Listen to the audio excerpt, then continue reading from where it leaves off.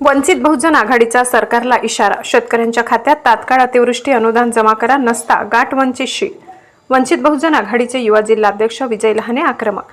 मागच्या 15 दिवसापासून होते अगोदर सुद्धा जालना जिल्ह्यात व परिसरात जोरदार अवकाळी पाऊस झाला।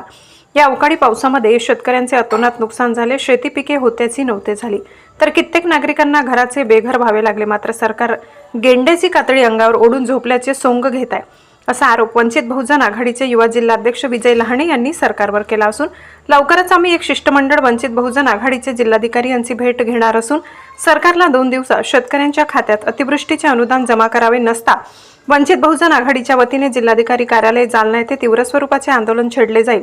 मग आमच्यावर कुठलाही गुन्हा दाखल झाला तर आम्ही घाबरणार नाही, असा इशारा यावेळी त्यांनी सरकारला दिलाय। हे निकम्मा सरकार आहे, यांनी 1 रुपया सुद्धा शेतकऱ्याच्या खात्यावर दिला नाही। आम्ही वंचित बहुजन आघाडीच्या स्टाईल मध्ये येणाऱ्या 2 दिवसामध्ये उद्या आम्ही जिल्हाधिकाऱ्याला अल्टिमेटम देणार आहे आणि आम्ही 2 दिवसामध्ये वेगळं आंदोलन या ठिकाणी आम्ही करणार आहे। मग त्यामध्ये आमच्यावर गंभीर स्वरूपाचा गुन्हा जरी दाखल झाला तरी आमची तयारी आहे, कारण आम्ही शेतकऱ्याच्या प्रश्नासाठी त्या ठिकाणी उतरत आहे। आता आम्ही उद्या जिल्हाधिकारी मॅडमला डेलिगेशन देणार आहे। 2 दिवसामध्ये आम्ही आक्रमक भूमिका घेऊन त्या ठिकाणी मोठं आंदोलन आम्ही जिल्हाधिकारी कार्यालयात धडकणार आहे। काय एवढा रोज तुम्ही प्रशासनाच्या विरोधात? कारण की शेतकऱ्याच्या खात्यावर अद्यापही 1 रुपया सुद्धा या शासनाने जमा केला नाही।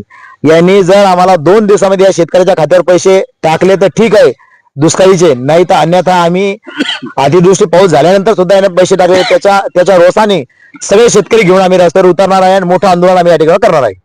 विजय लहाने, वंचित बहुजन आघाडी, युवा जिल्हाध्यक्ष, जालना।